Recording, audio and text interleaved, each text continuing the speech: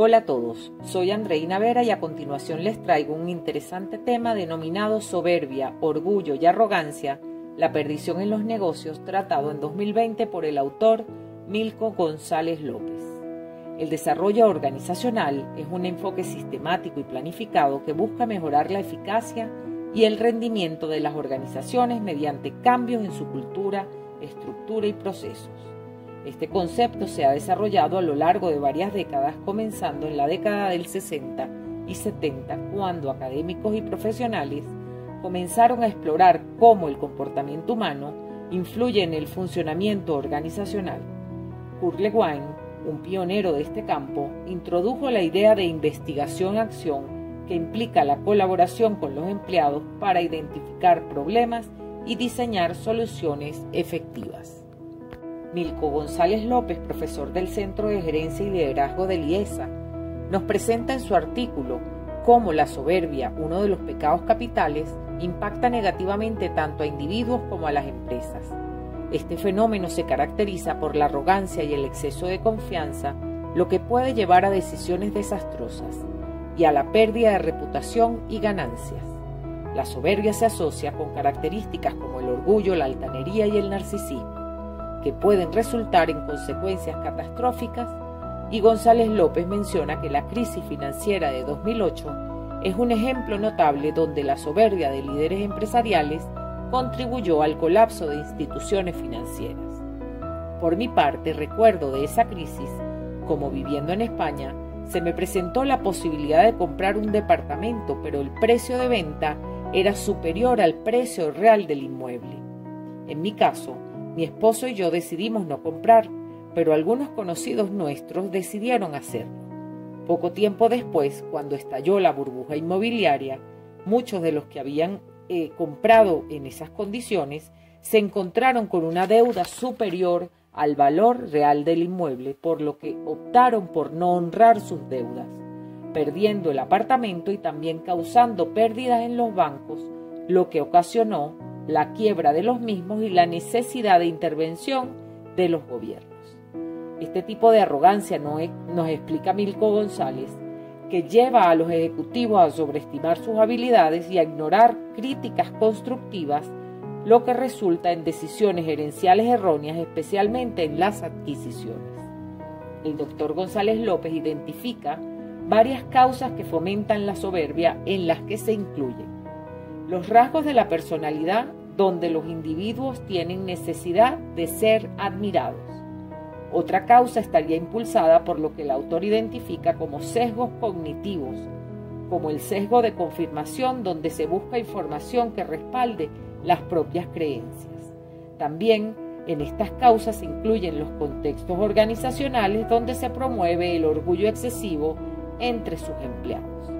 Y para contrarrestar los efectos nocivos de la soberbia, el doctor González López sugiere varias estrategias, entre las que podemos mencionar la autoconciencia, es decir, reconocer la soberbia en uno mismo mediante el feedback honesto de personas cercanas.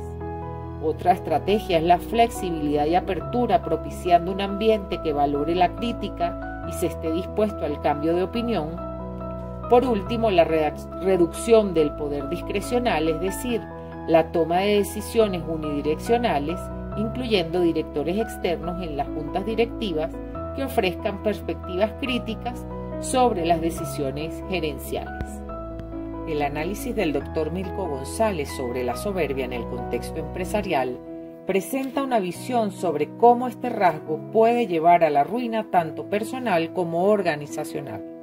Sin embargo, es posible ofrecer una perspectiva más matizada que refute algunas de sus afirmaciones y complementen su análisis con aportes adicionales. El doctor González López define la soberbia principalmente como un pecado capital que resulta en arrogancia y exceso de confianza. Sin embargo, esta caracterización podría ser demasiado simplista. La soberbia puede ser vista también como un mecanismo de defensa ante la inseguridad. Según el psicólogo Andrés Hatun, los líderes soberbios a menudo son aquellos que al sentirse amenazados desarrollan actitudes egocéntricas para proteger su autoestima.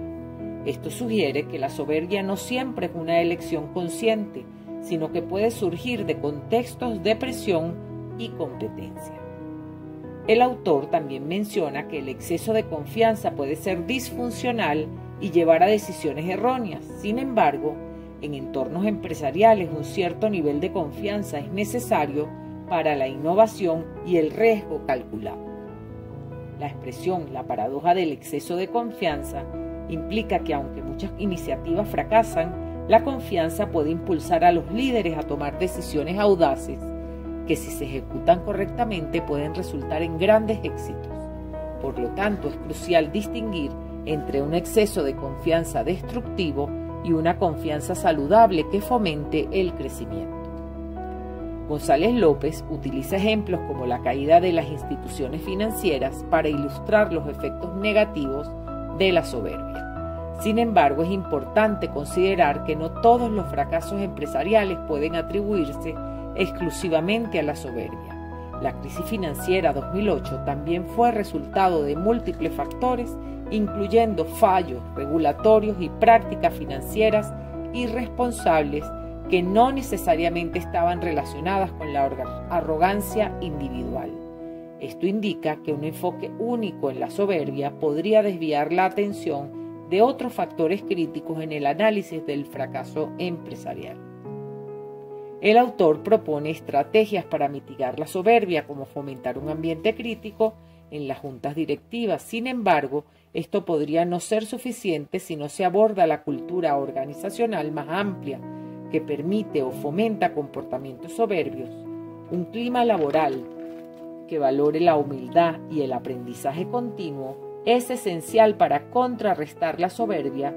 Las organizaciones deben establecer políticas claras que promuevan la apertura y el reconocimiento del error como parte del proceso de aprendizaje. Relación con el sistema educativo venezolano. La crisis educativa en Venezuela es profunda, caracterizada por la deserción escolar, falta de recursos y condiciones laborales precarias para los docentes. Implicaciones en el sistema educativo. Se estima que el 80% de los maestros han abandonado sus puestos desde 2017 y solo el 63% de los jóvenes entre 3 y 24 años están escolarizados. La falta de infraestructura y servicios básicos agrava la situación. Vinculación del desarrollo organizacional con la realidad venezolana. El desarrollo organizacional propone un enfoque sistemático para mejorar la educación, centrándose en la adaptación, el capital humano y la cultura organizacional. Implicaciones en el sistema educativo venezolano. Es crucial implementar estrategias que aborden problemas como la deserción escolar y la baja calidad docente, promoviendo la participación activa de todos los actores educativos. Aplicación de las ideas de Milko González López en el contexto venezolano. La soberbia política ha llevado a decisiones educativas desconectadas de las necesidades reales, perpetuando un ciclo de ineficacia. Implicaciones en el sistema educativo venezolano. La falta de autocrítica y resistencia al cambio impide reformas efectivas. Promover un enfoque basado en humildad y colaboración es esencial para mejorar la calidad educativa y restaurar la confianza entre los actores del sistema. La recuperación del sistema educativo en Venezuela es un desafío urgente que requiere un enfoque integral y colaborativo.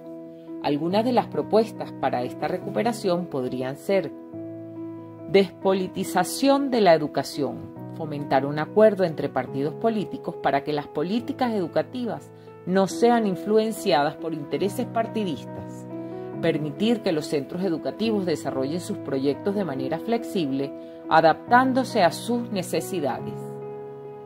Mejoramiento de la dignidad docente, con acciones económicas como implementar un aumento significativo en los salarios docentes, financiado con el 30% de la recaudación del IVA y del impuesto de sucesiones, como sugiere la Universidad Católica Andrés Bello.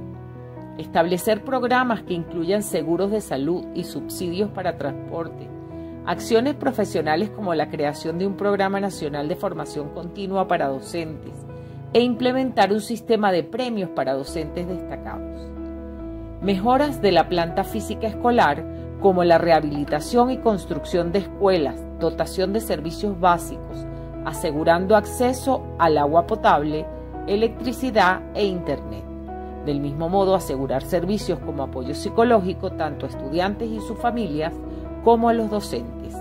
Ofrecer garantías de educación en libertad y respeto con un currículum que respete la diversidad cultural y social del país e implementar mecanismos que protejan a los estudiantes contra la discriminación o el acoso.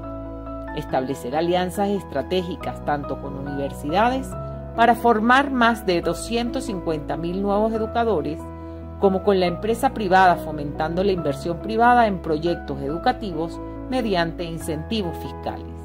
Estas propuestas buscan no solo mejorar la calidad educativa, sino también restaurar la confianza entre los diferentes actores del sistema educativo venezolano. Conclusiones. Aunque el orgullo y la confianza son necesarios para el éxito empresarial, su exceso puede llevar a la soberbia, un obstáculo significativo que puede resultar en fracasos tanto personales como organizacionales. Las ideas expuestas por Milko González sobre la soberbia son altamente relevantes para entender los desafíos del sistema educativo venezolano. La soberbia política ha contribuido a una crisis educativa profunda caracterizada por decisiones desconectadas de la realidad y una falta de autocrítica que perpetúa el problema. Fomentar un liderazgo basado en la humildad y la colaboración es esencial para transformar el sistema educativo y garantizar un futuro mejor para las nuevas generaciones en Venezuela. La realidad educativa venezolana demanda un enfoque integral que combine estrategias del desarrollo organizacional con una visión clara para transformar el sistema educativo. Al centrarse en el capital humano, fomentar una cultura colaborativa, gestionar eficientemente los recursos y establecer mecanismos de evaluación continua, es posible crear un entorno educativo más resiliente y efectivo. Esta transformación no solo va a beneficiar a los estudiantes y a los docentes, sino que también contribuirá al desarrollo sostenible del país en su conjunto. Aquí les dejo las referencias utilizadas. Muchísimas gracias.